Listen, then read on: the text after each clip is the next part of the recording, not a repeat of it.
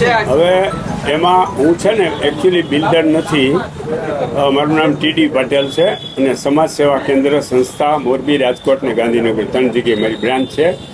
અને મેં જયરામ કુંડાળિયા જેણે અગાઉ એક ખોટો કેસ કરેલો, બરાબર, એમાં હું 30% ભાગીદાર હતો જમીનમાં. એટલે કેવું ઓનેલા વૃત્તિ ઓનેલામાં એની મૂળ જમીનમાં ભાગીદાર હતો.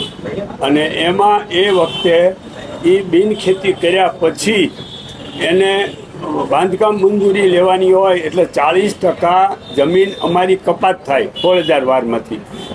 એ સાગઠિયાએ નહીં કાપવાના 1 કરોડ રૂપિયા માગ્યા હતા. પણ કુંડાળિયા, જયરામ કુંડાળિયા વહીવટ કરતો હતો એટલે મને કીધું કે 80 લાખ રૂપિયામાં એ એગ્રી થઈ ગયો છે, તો 80 લાખ રૂપિયા આપીએ. મેં કીધું ભાઈ 80 લાખ રૂપિયા હું ભાગ નહીં આપું, કારણ કે તમારે બિલ્ડિંગમાં 80 લાખ રૂપિયા આપવાના છે, જમીનમાં કાંઈ નથી દેવાના. જમીન તો જે આપણે ખરીદ કરી છે એ બરાબર છે.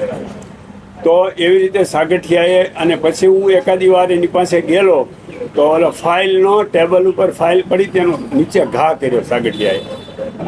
મેં કીધું ભાઈ હું કમિશનરને કહું છું. પછી મેં મ્યુનિસિપલ કમિશનરનું ધ્યાન દોર્યું, પણ એ સાગઠિયાની જે માનસિકતા જોઈ ને, એ મુખ્યમંત્રી કરતાં મોટો માણસ હોય ને એ ટાઈપનું એનું એટીટ્યુડ હતું.